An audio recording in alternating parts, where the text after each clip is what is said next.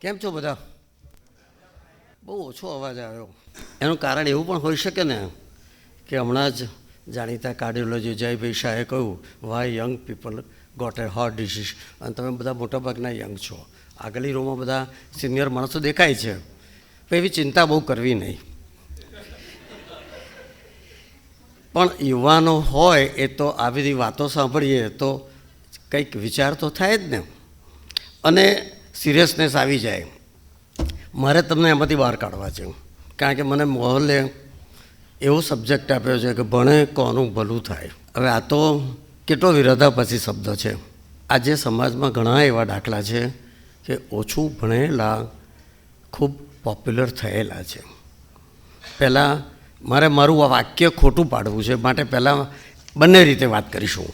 સૌથી પહેલાં આપણે એમ કહીએ કે ઓછું ભણેલા અને પોતાના ક્ષેત્રમાં ખૂબ જ આગળ વધેલા થોડાક દાખલા જોઈએ. એમાં ફિલ્મી કલાકારોમાં તો તમે બધા જાણો છો કે રણધીર કપૂર, આલિયા ભટ્ટ, આમિર ખાન, એ બધા જ 10 ચોપડી પણ પાસ નહોતા. કરિશ્મા કપૂર તો 5 ચોપડીથી છોડી દીધું હતું.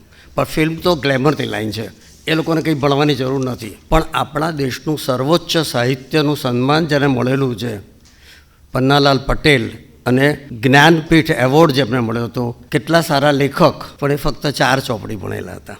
આ બધી વાત બાજુ મૂકીએ. હવે ઇન્ડસ્ટ્રીઝમાં હું જોડાયેલો છું, થોડી ઇન્ડસ્ટ્રીઝની વાત કરું. ઇન્ડસ્ટ્રીઝમાં પણ એવા ઘણા દાખલા આપણી પાસે છે કે ઓછું ભણેલા લોકો સફળ થયેલા છે.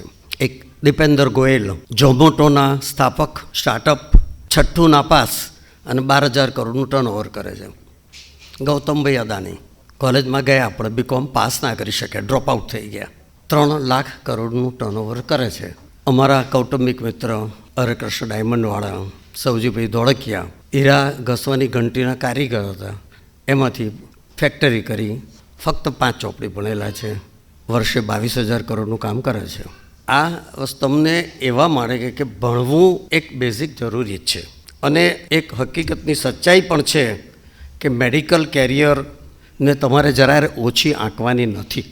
સામાન્ય માન્યતા છે ને, એ વાત સાચી પણ છે કે ખૂબ જ હોશિયાર વિદ્યાર્થીઓને જ મેડિકલમાં એડમિશન મળે.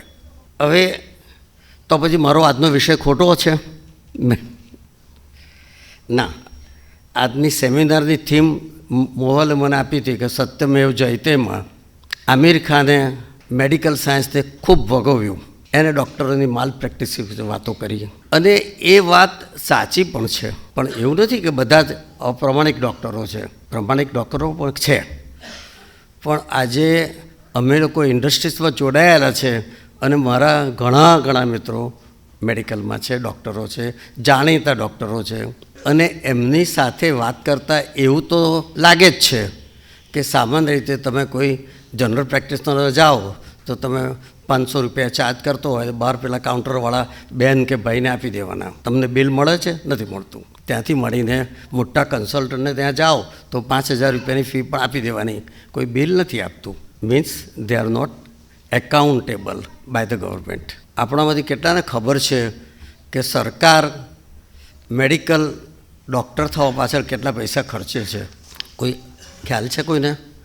ગૂગલમાં તમે સર્ચ કરી જોજો. હવે એ ખબર છે કે ગૂગલમાં 2023માં આંકડા કહે છે કે 1,08,848 MBBSના સ્ટુડન્ટ્સ માટે એ લોકોએ એને, અને 68,000 પોસ્ટ ગ્રેજ્યુએટની સ્ટુડન્ટ્સ માટે, દરેક મેડિકલ સ્ટુડન્ટ માટે સરકારી હોસ્પિટલોમાં દર મહિને 35 લાખ રૂપિયા ખર્ચાયા છે.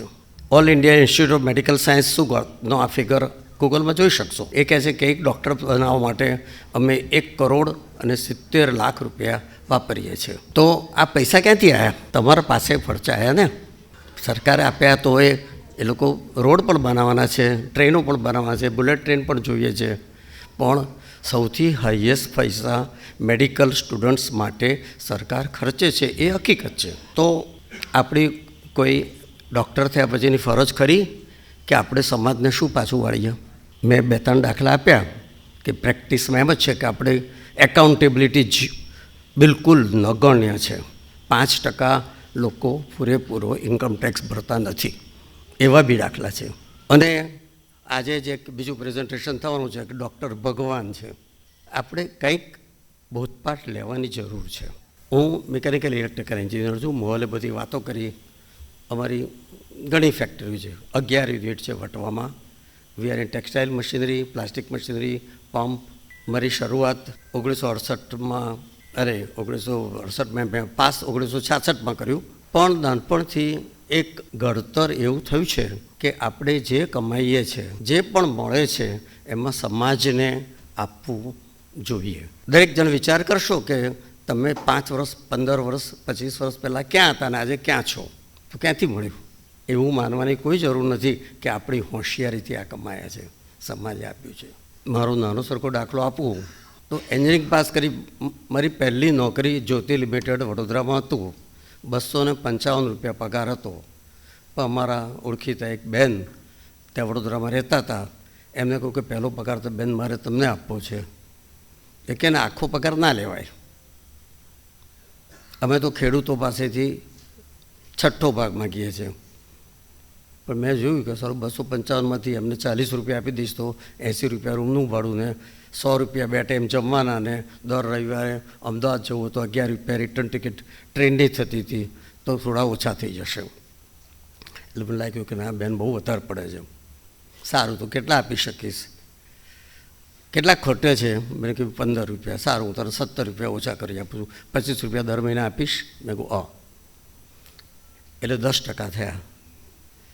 આજે 10-12 કરોડનું રિટર્ન ભરું છું, તો 10% તો આરામથી જાય છે. પણ મારા વાઈફ અહીંયા બેઠા છે, એ કે આ તો બહુ ઓછું કહેવાય, 190 રૂપિયા ઘેર શાના માટે જોઈએ તમારે? એ એમ ના પાડશે કે મેં એવું કહ્યું નથી, પપ્પાને એવું યાદ આવે છે. એટલે અમે 10ના 20 કર્યા. 5 વર્ષ પહેલાં 75 વર્ષ મને થયા એટલે અમે લોકો આર્ટ ઓફ લિવિંગમાં સેન્ટ્રલ ટ્રસ્ટમાં કામ કરું છું. આખું ગુજરાતમાં અમે લોકો શરૂ કરેલું. ગુરુજી ચાર્ટર પ્લેન કરીને આવ્યા હતા GMDCમાં. એમણે એમ વાત કરી કે ધની લોક ઉપર જાતે હૈ તબ 80% પૈસા છોડ કે જાતે હૈ, તો ખર્ચ કરો ને. આ એક વાત થઈ. બીજી વાત એ છે કે વર્ક એથિક્સ બહુ જ જરૂરી છે.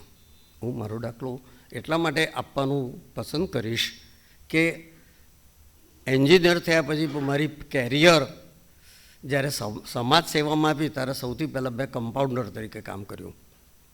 અમારા મિત્ર ડૉક્ટર નવનીતભાઈ ફોજદાર બોમ્બેમાં KEAમાંથી પાસ થયેલા, કાલબાદેવીની ચાલીમાં રહેતા હતા, લેમ્પ પોસ્ટ ઉપર વાંચીને ડૉક્ટર થયેલા. મા બાપને એમ હતું કે છોકરો ડૉક્ટર થશે એટલે હવે કાલબાદેવી ચાલીમાંથી સારું ઘર લઈશું. તો એમને વિનોબાજીનો રંગ લાગ્યો, મને પણ લાગ્યો. મારું સદભાગ્ય છે કે મેં બાબા જોડે કામ પણ કર્યું છે બિહારના દુકાળા વખતે. પણ નવનીતભાઈને એમ કહ્યું કે મારે હવે ગામડામાં જ કામ કરવું છે અને આખા ગુજરાતમાં સૌથી પછાત વિસ્તારમાં કામ કર્યું છે. એટલે એમણે ધરમપુર તાલુકો પસંદ કર્યો અને એના પશ્ચિમ ઘાટના ડુંગરાઓની વચ્ચે જ્યાં રસ્તા કાચા હતા, 25 કિલોમીટરમાં એક પણ દવાખાનું નહોતું. અહીંયા 1 કિલોમીટરમાં 25 નહીં 50 ડૉક્ટર પણ મળશે, કદાચ વધારે મળે. અને ત્યાં બેઠા એ કે મારે એક કમ્પાઉન્ડરની જરૂર છે. મેં કહ્યું સારું, હું તમારી જોડે આવીશ. ઘરનું કામ હતું એટલે વાંધો નહીં, દર મહિને 10 દિવસ જવાનું. આદિવાસી વિસ્તારમાં જંગલની વચ્ચે રહેવાનું કે જ્યાં બહાર સૂઈ જવાની મનાઈ હતી, કારણ કે વાઘના પગલાં રોજ દેખાતા હતા. હું 1968ની વાત કરું છું, આજથી 56 વર્ષ પહેલાંની. મારી 24 વર્ષની ઉંમરથી મેં કમ્પાઉન્ડર તરીકે કામ શરૂ કર્યું. સવારે 4 વાગે ઉઠીને પ્રાઇમસ ઉપર નીડલ અને સિરિંજ બોઇલ કરવાના. 1 કલાક બોઇલ થાય એટલે નવનીતભાઈ આવે.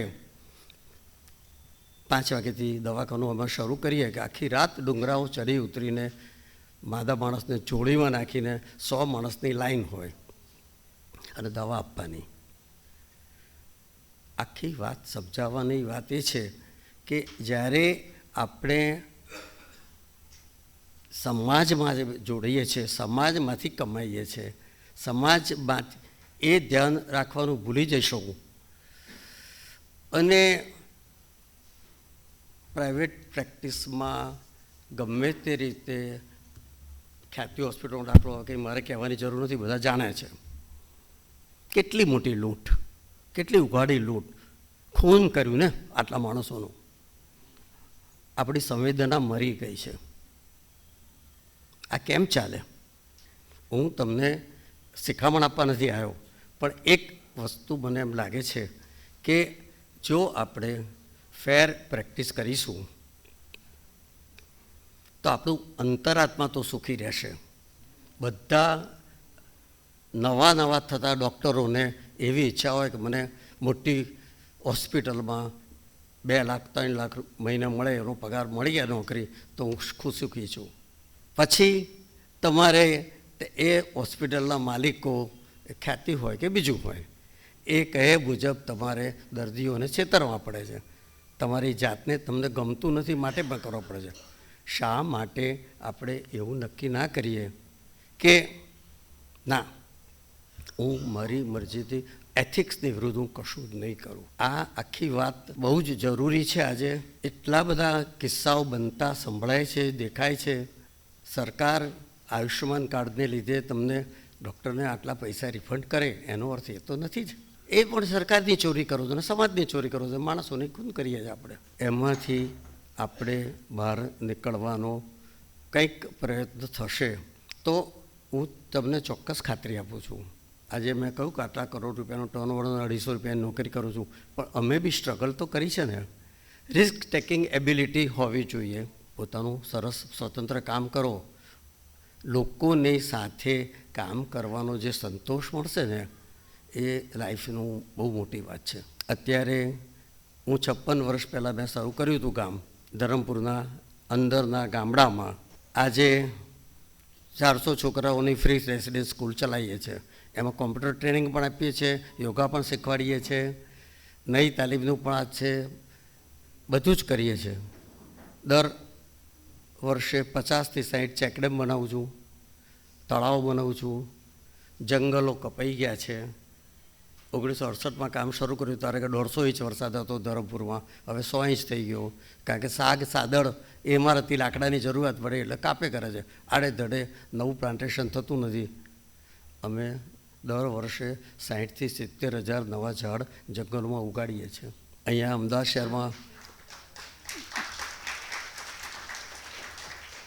શહેરમાં લાયન્સ ક્લબ કે રોટરી ક્લબવાળા 200 ઝાડ કોઈ જગ્યાએ ઉગાડે અને બધા ફોટા પાડે ને છોપામાં ફોટા આવી જાય. 60,000 મિનિમમ. એના માટે કામ પણ તે આપીએ છીએ. ગામડાને બેઠા રાખવા માટે અમે આટલી મોટી ઇન્ડસ્ટ્રી ચલાવું છું. એને 900 કરોડ કહેવાય, ખરેખર તો 700 કરોડનું કામ કરીએ છીએ. પણ અમારી બધી જ કંપનીઓમાંથી સર્ટન પર્સન્ટેજ ઓફ પ્રોફિટ સમાજમાં વપરાય છે. એટલે મારા છોકરાઓ પણ એટલા જ સુખી છે. જો તમે સમાજને ખ્યાલ જોડીને ફક્ત ને ફક્ત એમ માનશો કે મારે તો મેડિકલ લાઈન માટે મારે આટલા લાખ રૂપિયા ખર્ચવા પડ્યા, આવી હોસ્પિટલ આટલું કર્યું, બેંકની આ લોન છે માટે જેટલા બને એટલા જલ્દી કમાઈ લઈએ, ફાઇન. પણ એટલું જરૂર માનજો કે આંતરિક સંતોષ તો કામની અંદર બીજાને સેવા કરવામાં જ છે. મારા ઘણા મિત્રો બહુ જ સરસ હોસ્પિટલ દ્વારા ડૉક્ટર નવનીત પીનું તે કે તો ગુજરી ગયા, પણ હું ડૉક્ટર ભરત ભગતને ઓળખું છું 40 વર્ષથી. પોલિયો ફાઉન્ડેશન હોસ્પિટલ ચલાવે છે. બહાર 8,000 કે 10,000 રૂપિયા જે 60, 70 કે 80, 90 ચેકઅપ કરવામાં થાય એ લોકો 500 રૂપિયા લે છે. એ કે મને ડોનેશન મળે છે, મારે પબ્લિકને ઓછા પૈસા આપવું છે. હું એમ નથી કહેતો તમે મેડિકલ તમારે કરો ત્યારે તમે પૈસા ના લો, પણ બી રિઝનેબલ. અને જ્યારથી આપણે એટલું આપતા કરીશું તો વધારે તો મારે કંઈ કહેવું નથી.